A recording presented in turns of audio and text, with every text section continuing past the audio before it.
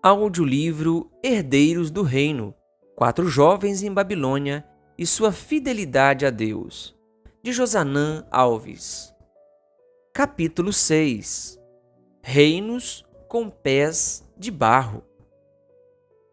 A vida de uma pessoa não consiste na abundância dos bens que ela tem. Palavras de Jesus Cristo. Christopher Rich diz: as cabeças de ouro têm um futuro precário se descansarem sobre pés de barro. Em 1857, o advogado Abraham Lincoln estava trabalhando em um caso de patentes. Ele foi acrescentado à equipe de advogados de um homem chamado Edwin Stanton. Por algum motivo, o Sr. Stanton não gostou da companhia de Lincoln e pediu que ele fosse retirado imediatamente da equipe. Além disso, passou a chamar Lincoln de estranha criatura de braços longos e de pateta. Se alguém o chamasse de pateta, você gostaria de trabalhar com ele? Provavelmente não. Mas quando Lincoln se tornou presidente dos Estados Unidos, ele fez de Stanton seu secretário da guerra. Durante esse tempo, um congressista apelou ao presidente para determinar que os soldados dos estados do leste e do oeste se misturassem dentro de grupos do exército. O presidente concordou que isso iria promover um espírito de unidade nacional e escreveu uma nota ao secretário da guerra, sugerindo essa mistura de soldados nas tropas. Edwin Stanton se recusou a executar a determinação. Mas temos a ordem do presidente, insistiu o congressista. O presidente Lincoln deu essa ordem? Perguntou o secretário. Ele deu, senhor, respondeu o parlamentar. Então ele é um idiota, retrucou Stanton. Voltando à mansão executiva, o congressista relatou ao presidente o que tinha acontecido. Stanton disse que eu sou um idiota? Perguntou o presidente Lincoln. Ele disse, senhor. Se Stanton disse que eu sou um idiota, concluiu o presidente com ponderação, então eu devo ser mesmo, pois ele quase sempre tem razão. Lincoln foi até o gabinete do secretário da guerra e, depois de discutir o assunto, percebeu que a posição do secretário realmente era a melhor. Essa pequena história mostra a beleza da verdadeira humildade. A humildade não sente a necessidade de defender o próprio orgulho. Verdadeira humildade significa estar disposto a admitir que cometeu um erro, ou reconhecer que a posição, o poder ou a riqueza que possuímos não são absolutas.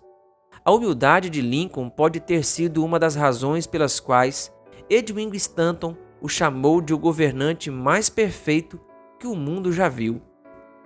Um dos textos bíblicos que mais podem nos ensinar sobre a verdadeira humildade é o capítulo 2 de Daniel. É interessante notar que um dos pontos de destaque no livro é o contraste entre a humildade do profeta e de seus amigos e a arrogância dos governantes e sábios da Babilônia e da Pérsia. De diversas formas isso fica evidente no livro, inclusive no sonho dado a Nabucodonosor, no capítulo 2.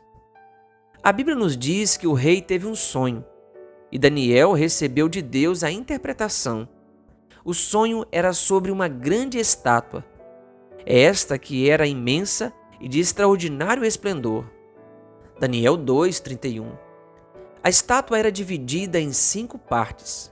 A cabeça era de ouro puro, o peito e os braços eram de prata, o ventre e os quadris eram de bronze, as pernas eram de ferro, e os pés eram em parte de ferro e em parte de barro. Daniel 2, versículos 32 e 33. Cada um desses metais representava um reino que dominaria o mundo. Esses reinos eram Babilônia, Média Pérsia, Grécia e Roma Imperial. Os pés de ferro e barro representavam Roma dividida em 10 reinos. 4 pontos nessa profecia nos falam sobre a necessidade de compreender a humildade que devemos ter diante da soberania divina. Primeiro, cada um desses reinos buscava domínio territorial, poder absoluto e riquezas materiais. De certa maneira, cada um deles conseguiu essas conquistas. Entretanto, a sucessão de materiais da estátua mostra que cada reino seria inferior ao anterior. Assim como a prata é inferior ao ouro, o bronze à prata, o ferro ao bronze e o barro ao ferro.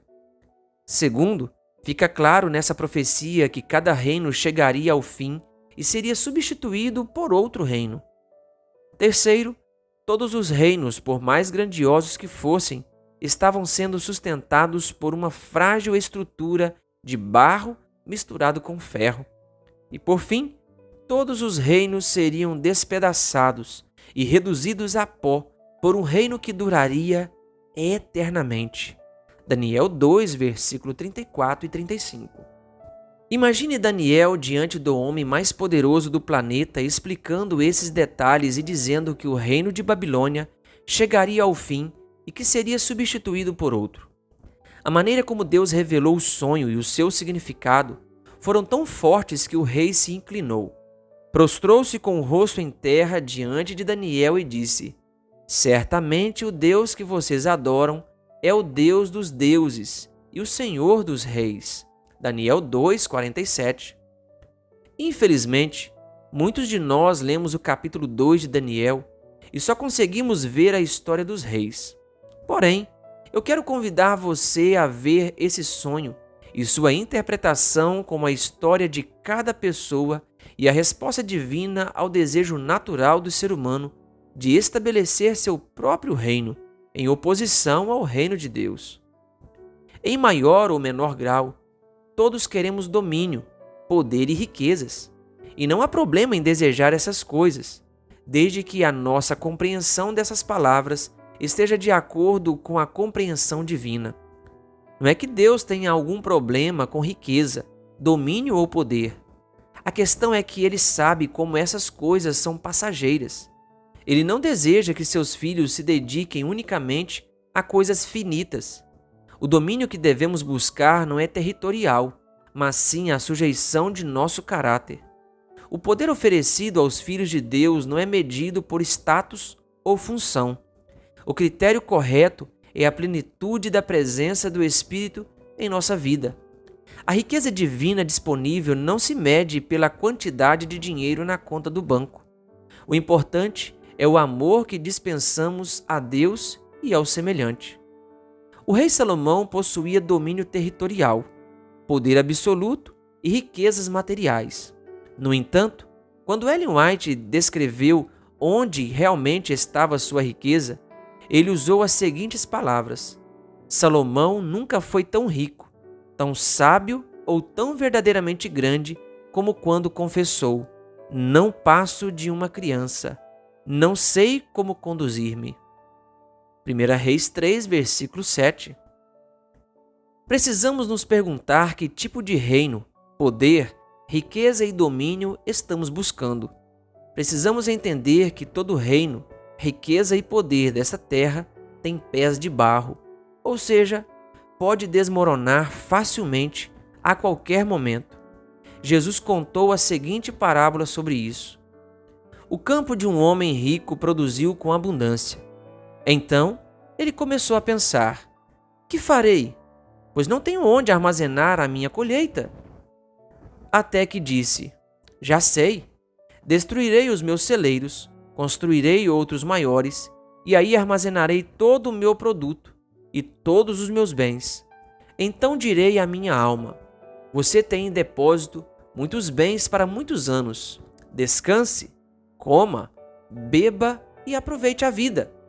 Mas Deus lhe disse: louco, esta noite lhe pedirão a sua alma. E o que você tem preparado, para quem será? Assim é o que ajunta tesouros para si mesmo, mas não é rico para com Deus. Lucas 12, versículos 16 a 21. Qual era o verdadeiro problema do homem da parábola? Era o fato de os campos dele terem produzido em abundância? Sua decisão de construir grandes celeiros? Ou seus muitos bens? Não. Essas coisas não são ruins em si mesmas. O grande problema daquele homem é denunciado pela forma de se expressar. Por 4 vezes ele diz: minha colheita, meus celeiros, meus produtos e meus bens. E na parábola ele é chamado de louco. Essa é a única vez que Deus chama alguém de louco na Bíblia. O homem não percebeu que todo o seu reino iria desmoronar naquela que seria a última noite de sua vida.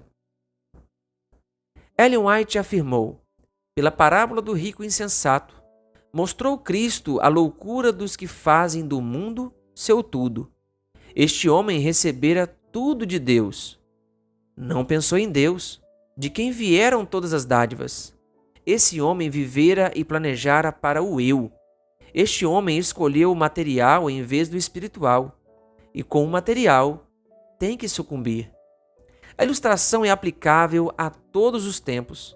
Você pode planejar meramente para a própria satisfação egoísta, acumular tesouros, construir mansões grandes e altas como os arquitetos da antiga Babilônia. Porém, não pode arquitetar um muro tão alto e um portal tão forte que exclua os mensageiros da vingança. Louco é quem vive apenas para ajuntar tesouros para si mesmo, mas não é rico para com Deus. Louco é quem perde a noção de que a breve vida que possuímos deve ser usada para firmar um relacionamento com Deus e permitir que essa relação transforme nosso caráter. O ensino bíblico da fidelidade cristã tem como objetivo nos levar a pensar com humildade sobre o que temos e somos e a reconhecer que, acima de nós e do que possuímos, existe um Deus eterno e poderoso que deseja guiar nossa vida, não de acordo com os padrões humanos, mas de acordo com os valores do reino que não passará. Neste momento, fale com Deus e expresse a Ele seu desejo de possuir domínio de caráter, poder do Espírito e riqueza em atos de amor e obediência. Clique no link na descrição deste vídeo aqui no YouTube e assista ao vídeo disponível e entenda mais sobre como viver para o reino de Deus. Que Deus lhe abençoe.